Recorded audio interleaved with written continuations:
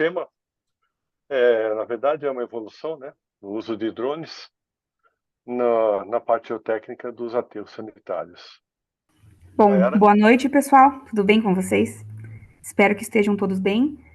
Eu vou iniciar, então, dando uma contextualizada a respeito do monitoramento e dos drones, tá? Então, o monitoramento, tanto topográfico quanto geotécnico, ele envolve a coleta e análise de dados do comportamento, né, das estruturas, no caso de aterros sanitários, dos taludes e das camadas de resíduos, para garantir a estabilidade e a segurança.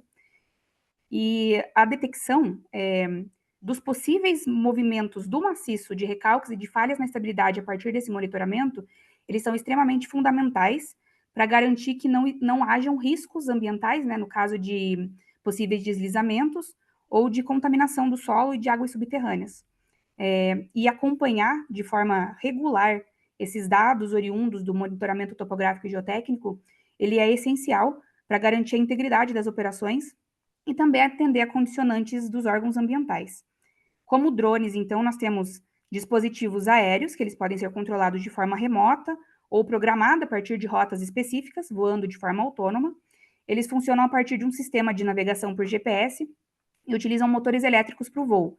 E a partir disso, a gente consegue acoplar uma série de diferentes câmeras e sensores que atuam de diferentes formas, resultando numa coleta de dados mais abrangente.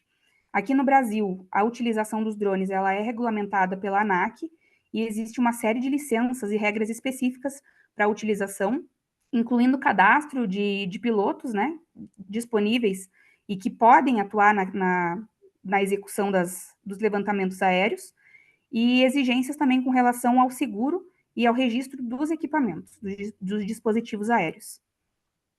Bom, a importância da topografia no aterro, né? Topografia, a gente aprendeu a fazer aterros tão alto justamente com a presença dela, né?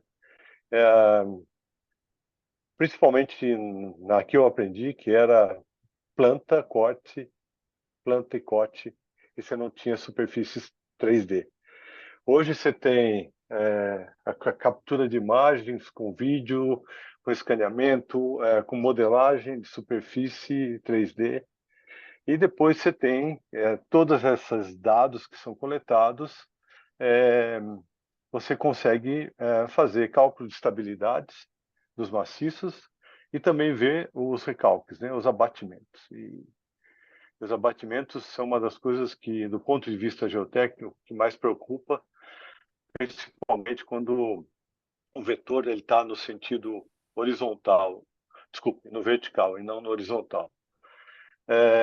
E também, junto com os drones, vieram a capacidade de utilização de sensores que estão instalados aí em vários aterros, até nas geomembranas aí que eles já estão instalados. Então, a eletrônica veio com velocidade exponencial e não tem como sair, né? Boa noite. Aqui a gente tem um pouquinho do histórico, né, do que a gente vem fazendo de avanço tecnológico. A gente começou lá em 2017, com câmeras ali bem grandes, né, com drones bem difíceis de trabalhar. Não tinha muito avanço no GPS, as imagens eram mais de fotografia do que realmente para topografia. Nesse sentido, foi evoluindo para os drones mais avançados, né, como o Phantom 4 ali, que a gente já conseguiu uma plataforma um pouco melhor do que a primeira startup. Ali a gente já conseguia uma foto ortomosaica, né, uma ortofoto. E em paralelo a gente veio trazendo a topografia convencional, fazendo as medições e análise de toda a topografia junto com o drone, né? Partindo disso, a gente foi para a estação robótica, que já é um avanço na parte topográfica, que já faz o monitoramento de forma mais remota, mais automática, né? Em paralelo, continuando com o avanço do drone, tá? Aqui a gente já vê a estação robótica, junto com o drone, e evoluindo, né, do Phantom, a gente passou para o Mavic 2, que já é um grande avanço também. Depois, a gente passou para o GPS, o RTK, que já tem uma precisão ali centilimétrica, né? Bem próximo ali de 2, 3 centímetros, tá? E agora, ultimamente, né, o último avanço que a gente fez foi de aquisição do drone com RTK já, que ele já corrige a posição do drone conforme a base RTK emitindo o sinal para georreferenciar todas as imagens, tá? Isso tudo dentro das plataformas, né, que a gente usa hoje, que é a Propeller. Conseguimos nuvem de pontos, curvas de níveis, tudo praticamente ali num clique, tá? Então, evoluímos bastante de 2017 até agora. Aqui é a topografia convencional, né? E com uma imagem da estação robótica, tá? Isso aqui a gente conseguia leituras aí com mais de 300, 400 metros, com uma precisão bem baixa ali, bem próximo dos milímetros, tá? De forma praticamente automática já, só com o prisma, e a estação fazia visada automática.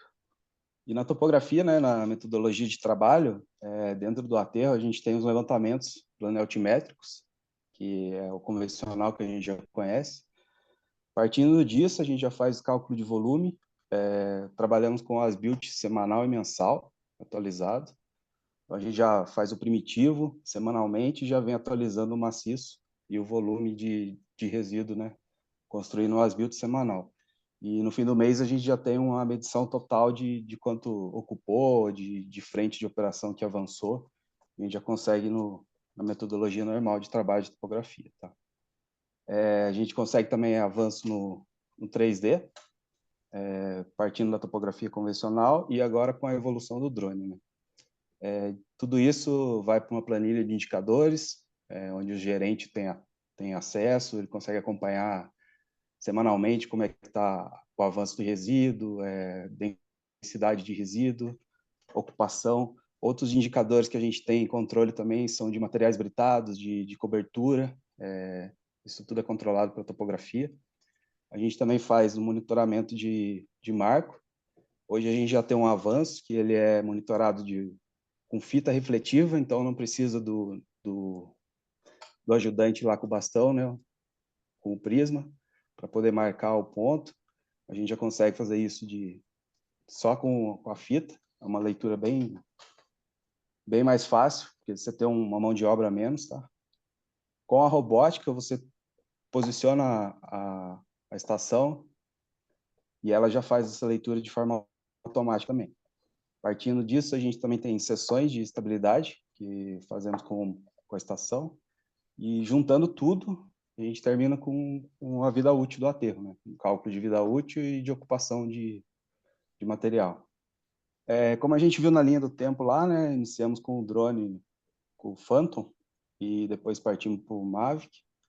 Agora a gente já está com o RTK, com o drone Mavic 3E Enterprise, que possui a tecnologia RTK, que ele corrige as fotos em tempo real, praticamente, né?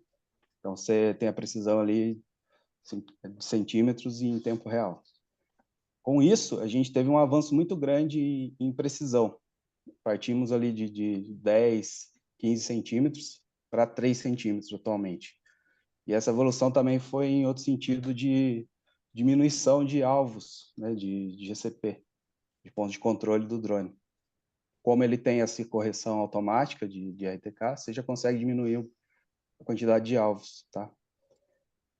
Partindo disso, a gente também agora estamos fazendo teste com o drone com o sistema LiDAR, que é um avanço, né, nas medições para cálculo de superfície, para toda a área que você tem uma vegetação, ele consegue penetrar e te dar a superfície do terreno. Aqui a gente tem um exemplo de padronização que começou lá em 2018, por volta, e sempre melhorando, né, diminuindo, a tendência é sempre diminuir a quantidade de GCP. Ali a gente tem um plano de voo, um exemplo de plano de voo. Também temos os alvos. Independente da cor dele, o importante é ele estar sempre limpo e bem visual. Então ali a gente tem um alvo amarelo e preto e temos um vermelho e preto também. Porque quando o algoritmo vai marcar ele tem que estar bem visual, bem limpo, tem que estar bem à mostra, tá? Aqui a gente tem uma base RTK, que é a DJ2 da DJI, e o drone com RTK, que é a anteninha que fica em cima dele ali. E aqui a gente pode ver o controle também do RTK, tá? Essa aqui é uma imagem que a gente tem de uma ortofoto. Você consegue extrair da plataforma dessa ortofoto uma nuvem de pontos. Ela não é do sistema LiDAR, mas ela é bem precisa e a partir dessa nuvem de pontos, você já consegue gerar uma curva de nível muito boa.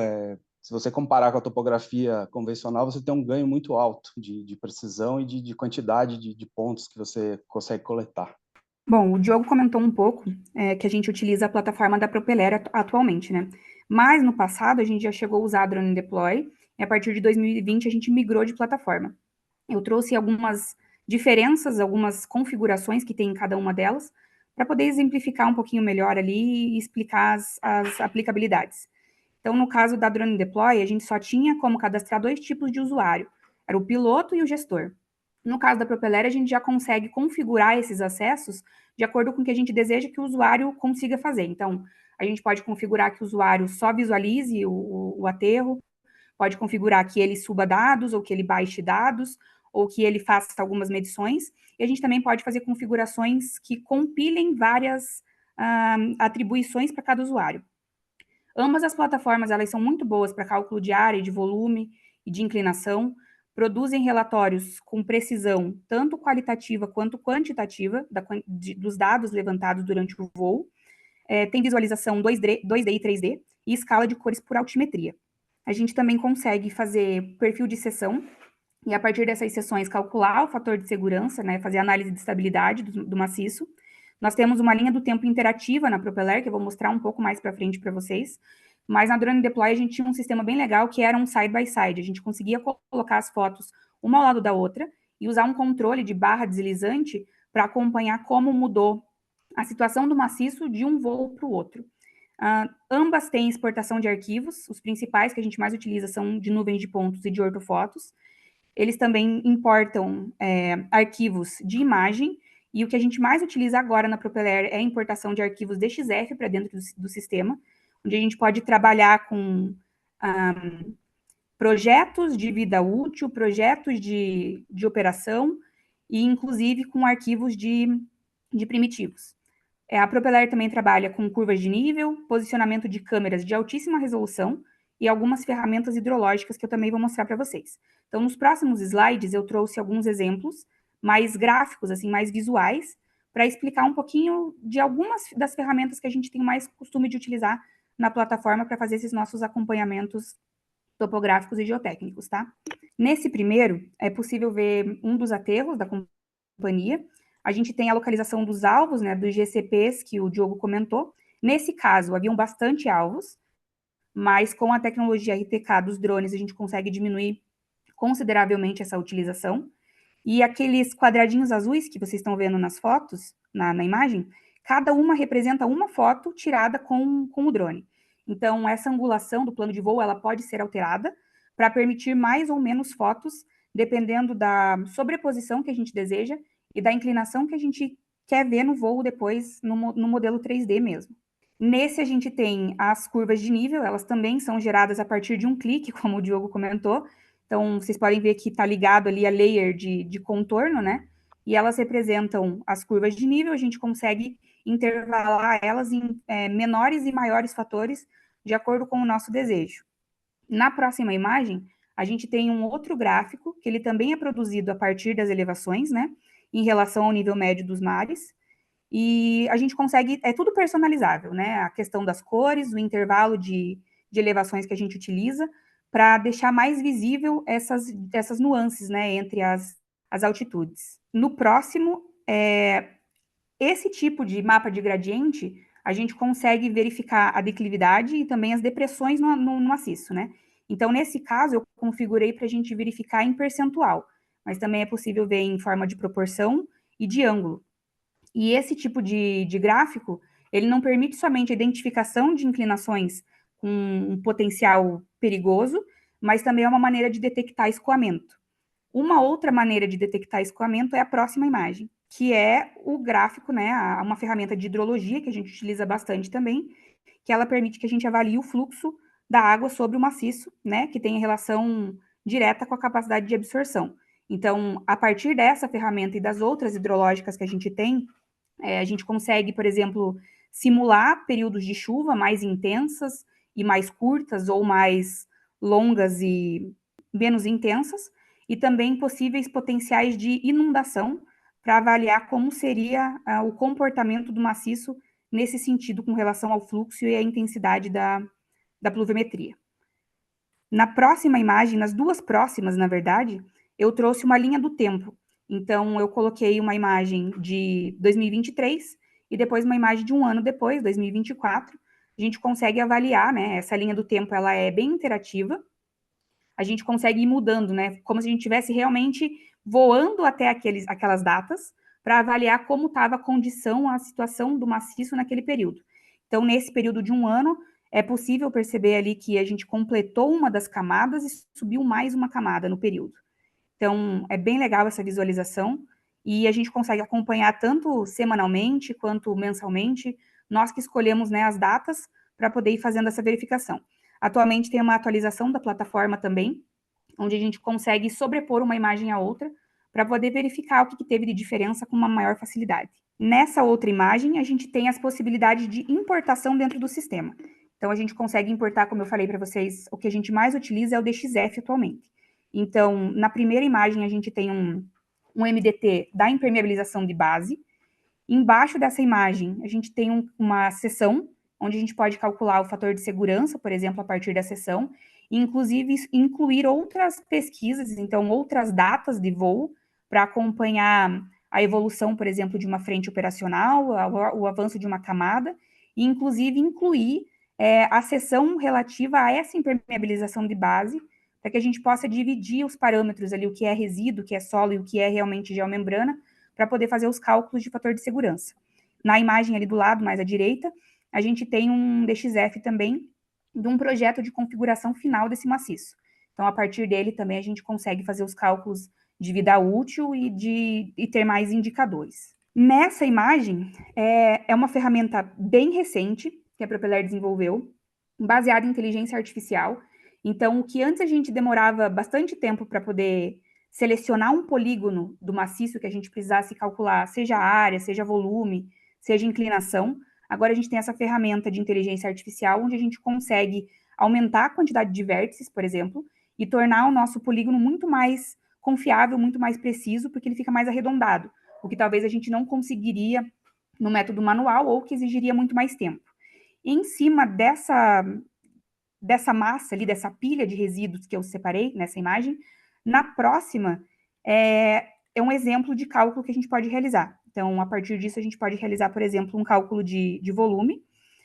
Nessa imagem, eu comparei o voo do dia 30 de setembro com 7 de outubro, então, 8 dias ali de diferença entre os voos, e é possível perceber pelo registro que tem ali na lateral, que a parte de aterro, então, em 8 dias, a gente recebeu e preencheu essa porção do maciço com cerca de 5.000 cúbicos. Então, a partir disso, a gente consegue fazer vários levantamentos super importantes para a topografia e para a geotecnia. No Inclusive próximo... a densidade, né? Isso. Inclusive a densidade, isso. Eu trouxe mais uma imagem depois para abordar especificamente a densidade, junto com indicadores. Vocês vão ver que a imagem é bem parecida, mas daí eu explico um pouquinho melhor lá no próximo. Nessa imagem é o aterro da Cachimba. A gente também faz um monitoramento topográfico e geotécnico de lá. E lá tem uma usina fotovoltaica. Então, a gente também faz esse acompanhamento por drone e por topografia. No próximo slide, a gente tem 7 marcos superficiais que são instalados nessa área dos painéis. E nesses marcos, ele é feito o monitoramento topográfico da maneira como o Diogo comentou com todo mundo. E a gente também acompanha, faz sessão de estabilidade, todas nessa região. Mas a gente também faz o levantamento com drone. E a gente fez um estudo bem legal, que está no próximo slide, que é com a influência das sombras, né, do período do dia que você faz a leitura. Então, eu trouxe 3 imagens que são relativas a 3 datas de voos. Então, na primeira, que é de julho de 2023, era um dia com um pouco de sol, as sombras não estavam tão intensas, né? E um mês depois, mais ou menos, um pouquinho mais de um mês, era um dia muito ensolarado, a sombra estava muito intensa. E mais um mês ainda para frente, foi feito um voo num horário próximo ao meio-dia e num dia nublado. Então, a partir da seção embaixo, a gente consegue ver que realmente o que parecia, né, ser uma verticalização de um talude, se você não estivesse vendo, né, não soubesse que é uma placa, um painel solar, parecia ser uma verticalização, na verdade era só a influência da sombra no voo. Então, eu trouxe isso para mostrar para vocês como é importante avaliar as condições climáticas do dia e do local onde você vai fazer o voo, porque isso pode influenciar, e a gente deve avaliar também não só a questão dos instrumentos que a gente tem na região, mas de como a gente está realizando esse voo e de que maneira os dados eles estão sendo tratados. Porque se a gente só observasse a sessão, ela poderia parecer uma coisa completamente diferente do que quando a gente compara realmente ali com os painéis. Na inclinação delas dá para ver que não teve nenhuma mudança, realmente a única coisa que interferiu foi a sombra. Então, esse estudo aí foi bem legal.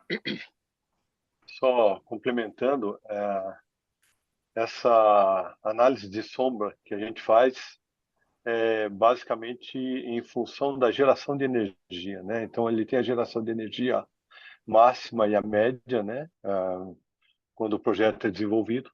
E, claro, todo mundo quer que se trabalhe sempre na máxima geração, mas o efeito da sombra é que são as reduções da eficiência do sistema solar. Então, isso a gente teve que monitorar e descobrir isso para informar o porquê que a usina estava gerando um pouco a menos do que o estimado e do que o projetado. No próximo slide, ainda no aterro da Cachimba, a gente faz um monitoramento batimétrico também. Eu trouxe 2 exemplos de dispositivos que a gente poderia utilizar para fazer a batimetria. O primeiro deles é o iBoat. Ele não é um veículo aéreo, mas ele é um veículo de superfície que também não é tripulado. E ele é equipado com ecobatímetro já, de feixe único.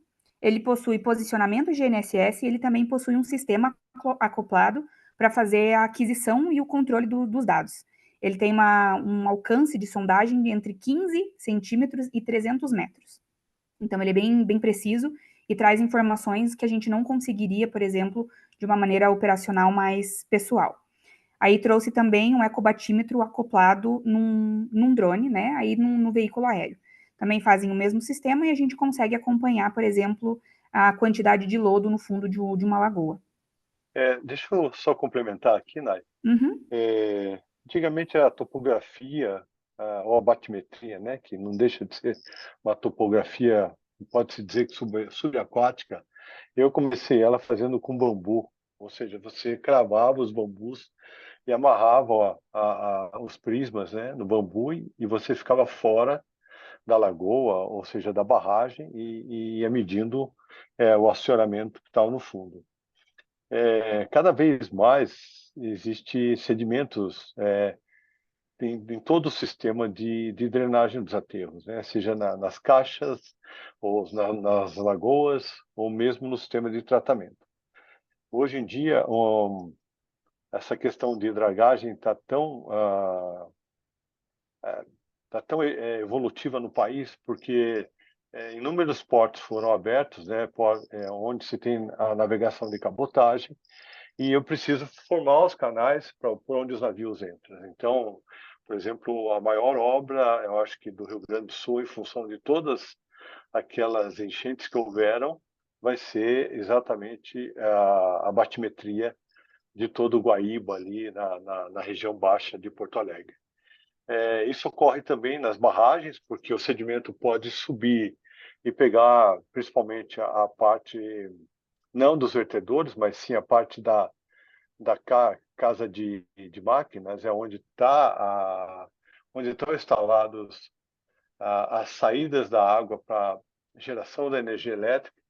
Então, a batimetria agora entrando nos aterros, nas lagoas. E lagoas a gente sabe que muitos aterros têm, e quase ninguém faz essa batimetria. E aí você tem você vai percebendo que a tua eficiência de tratamento vem caindo e não consegue entender o porquê. E muitas vezes o porquê está que ele tem um tempo de detenção ali, e essa detenção hoje não cumpre mais esse tempo, em função do assoreamento ter subido quase até a lâmina d'água. Tá? Bom, retomando um pouco do que o Diogo falou a respeito dos indicadores, então, com a topografia e o uso de drone, a gente consegue controlar e monitorar vários indicadores dos aterros, né? Então, eu vou citar alguns, os principais deles. O consumo de solo e de material britado, ele é levantado por meio de drone também. A gente também consegue fazer o controle do nosso volume de solo para cobertura, por exemplo.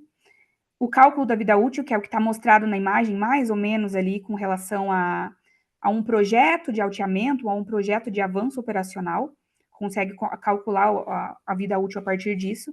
A gente também faz acompanhamento de obras e de fiscalização de áreas, a inspeção de geotecnia no caso de seções de estabilidade, para poder calcular o fator de segurança das regiões e ver se elas realmente estão íntegras.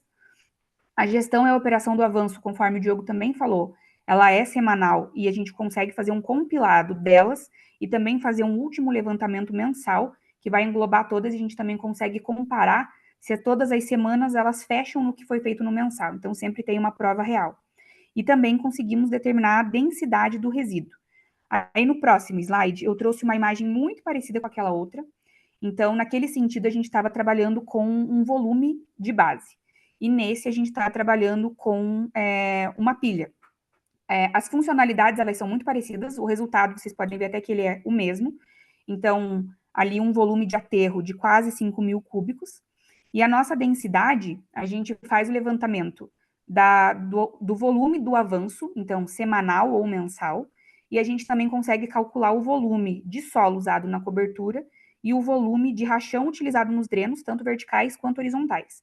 Então, a partir do peso que a gente levanta lá na balança, desse indicador da balança, e dos volumes que a gente levantou a partir do drone, a gente consegue fazer calcular a densidade do resíduo para cada aterro que a gente trabalha. Na próxima imagem, é um estudo que foi feito de comparação entre a parte topográfica ali de estação total e a questão do drone. Então, tá meio apagada a linha, mas tem duas linhas que elas são mais curvilíneas, então uma amarela e uma meio azulada. Elas aconteceram em 7 dias de diferença, então a linha amarela, ela aconteceu dia 11 de novembro de 2019, que foi feito esse estudo, e a linha azulzinha, ela é o avanço uma semana depois, então como foi o avanço dessa camada. Na seção ali embaixo, por favor. Na seção, Newton. É uma linha em cima da linha pontilhada ali. Isso, tá bem difícil de ver. Essa linha de cima. Isso.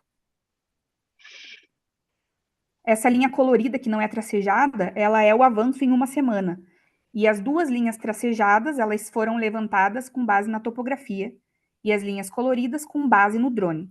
Então, a partir disso e de outras sessões que foram feitas semana a semana, foi feito um estudo, que está no próximo slide, uma tabela resumo, e a partir desse slide, a gente consegue ter algumas observações. Então, a gente tem ali o levantamento S1, S2, S3 e S4 foram realizados por semana, e depois o levantamento do mês para poder fazer um título de comparação. Então, no caso de eficiência, o uso de drones, ele é muito melhor, porque ele cobre uma área muito maior em menos tempo, e além disso, ele conseguiu levantar muito mais dados. Então, a gente tem uma análise mais detalhada de toda a situação do maciço nesse sentido. No caso desse estudo que foi feito em 2019, a precisão da topografia tradicional, ela era muito melhor do que a precisão dos drones que a gente tinha. E dependendo das condições que a gente precise, de urgência ou de acesso, a facilidade de aplicação do drone é muito melhor, porque a gente não precisa, talvez, mandar um operador numa região insegura, por exemplo, e a gente consegue mandar um drone que vai mapear muito mais rápido uma área muito maior e com mais segurança. E no caso da precisão, a gente tem uma precisão atual, como já foi comentado, de cerca de 3 centímetros. Então, a nossa precisão melhorou muito, e nesse período de mais ou menos uns 5 anos, o nosso desvio, que antes estava numa média de 3,5%, chegou a 1,5% agora. Então, com a aplicabilidade, com a aplicação, na verdade, desculpe, da tecnologia RTK nos nossos drones. Aí, tem a questão das limitações e dos benefícios. Então, sempre tem que ponderar o que é melhor e o que você consegue usar na situação que você precisa. Então, no caso das limitações, a gente tem uma delas como a duração da bateria. Então, dependendo do acessório que você for acoplar no seu equipamento e no modelo que você vai utilizar, a sua bateria vai durar menos ou mais e vai conseguir cobrir uma área maior ou menor a depender da quantidade e do peso que ela carrega. Existem também a questão das condições climáticas, né? A gente já comentou ali na parte da cachimba, na região da usina fotovoltaica, a questão do sol, né? Mas a gente tem também o vento, que pode ocasionar a desestabilização do dispositivo, e isso vai gerar uma imagem com ruídos, ou uma imagem mais borrada, e vai perder a qualidade, o seu voo não vai ficar tão atrativo. Ainda tem a chuva e a umidade, que elas podem influenciar. A temperatura muito baixa pode acabar com a bateria, e a temperatura muito alta pode acabar queimando algum componente eletrônico. Então, todas essas questões têm que ser analisadas e ponderadas durante o voo. Tem a questão da altitude, que é regulamentada, né? Então, você não pode passar de cerca de 120 metros, 400 pés ali, que é regulamentado pela ANAC, para evitar interferência, né, com outras aeronaves.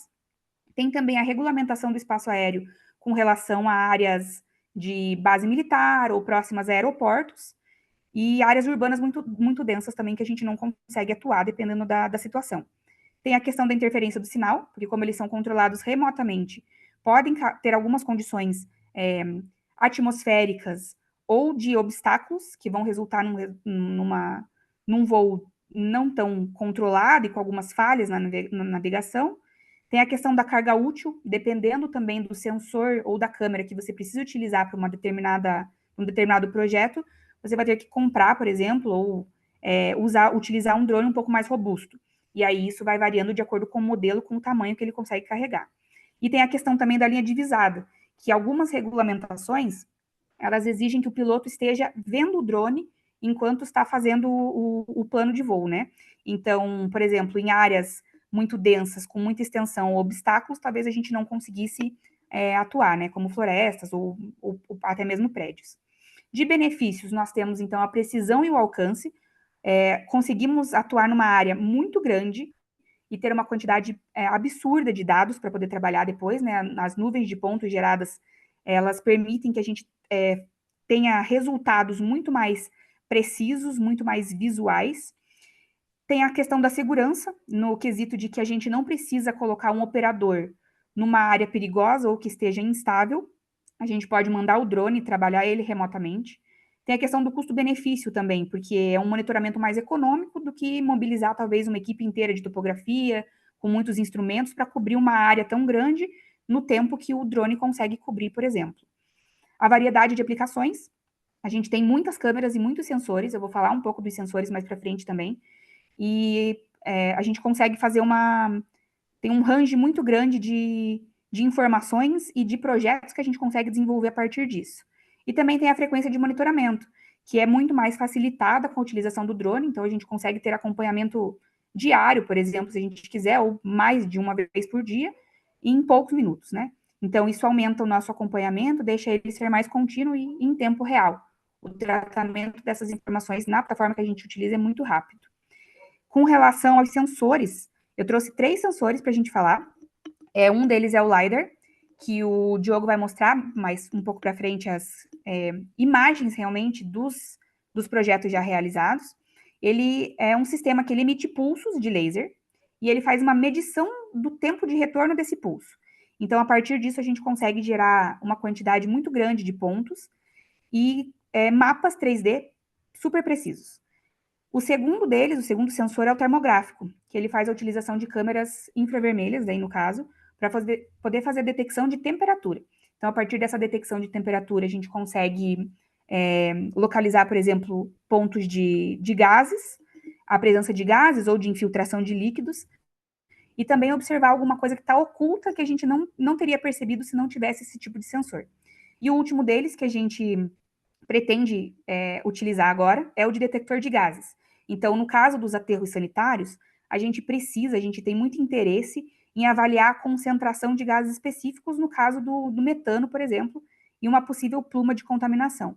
Então, a partir desse detector, a gente consegue medir essas concentrações. Bom, aqui eu trouxe um exemplo para vocês de uma nuvem de pontos. Ela é extraída da Propeller, tá? Depois de processada, ela fica isso aqui, parecendo uma ortofoto, mas na realidade são pontos. Cada ponto é georreferenciado, então você consegue mensurar, realizar um 3D muito preciso, mesmo sem o lidar ainda, tá? Então, esse aqui é um exemplo dessa nuvem de pontos extraída da Propeller. Aqui a gente vê a seção dessa nuvem de pontos. Você consegue ver a declividade do terreno ali e tudo. O problema dessa nuvem é que ela não separa a vegetação do maciço. Então, você tem interferência da vegetação na geração das curvas de nível, tá? Então, é um problema, você tem que tratar depois isso aí para poder gerar uma curva de nível mais próxima do terreno real. No próximo, eu trouxe um exemplo de voo com o LiDAR.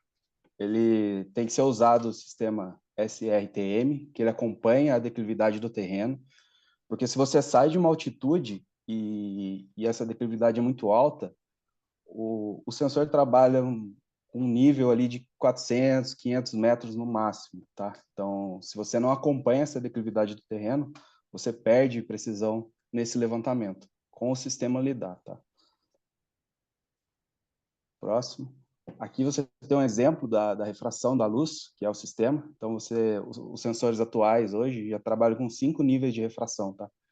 Você tem 5 níveis de retorno para cada feixe de luz que ele manda. Ali a gente consegue ver a penetração dele, né, dentro da vegetação. Então, você tem um nível de trabalho excepcional dentro do sensor, tá?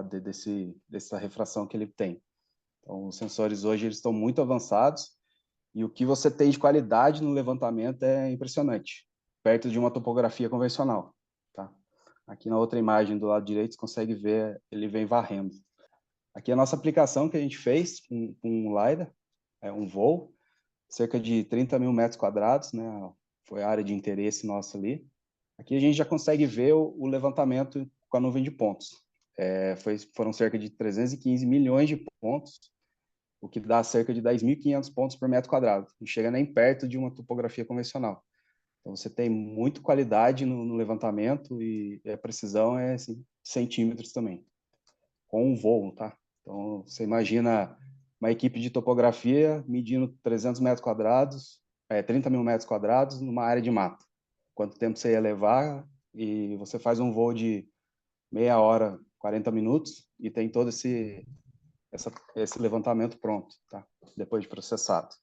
Aqui a gente consegue ver o mapa colorimétrico por cota, consegue visualizar a vegetação e ao fundo já consegue ver o terreno, né? Já dá para ter uma ideia ali do terreno que foi gerado nessa nuvem, né? Nesse levantamento.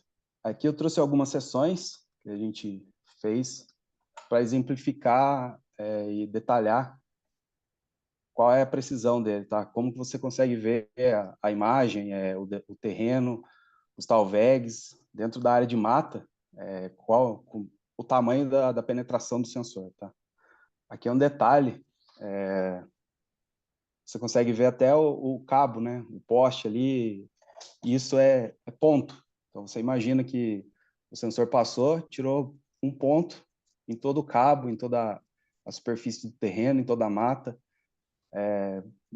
Perto da topografia convencional, é um avanço extremo, assim, você não consegue nem imaginar quanto tempo você levaria para conseguir uma densidade como essa, tá?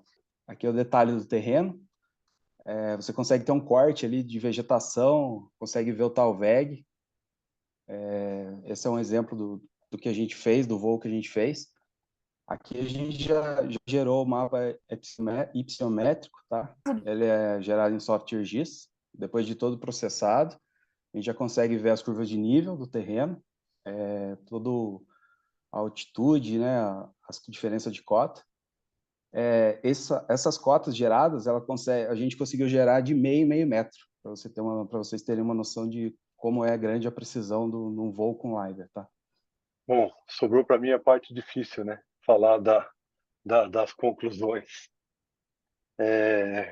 Até quando eu abri, veja, a nossa evolução, isso a gente está falando que começou a trabalhar com o primeiro drone, com as primeiras fotos, em 2016 ou 2014, acho que 2016, se não me engano, através de uma startup.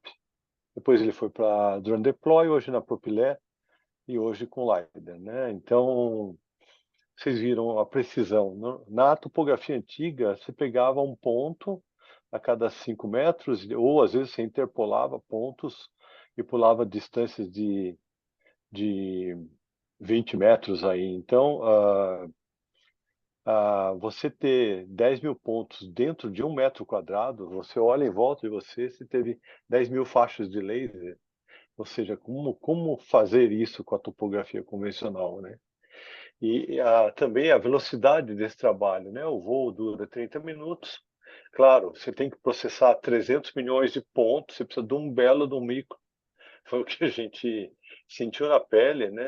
A gente não estava preparado para uma quantidade de pontos tão grande e os nossos micros não aguentaram assim, o resultado que o LiDAR trouxe.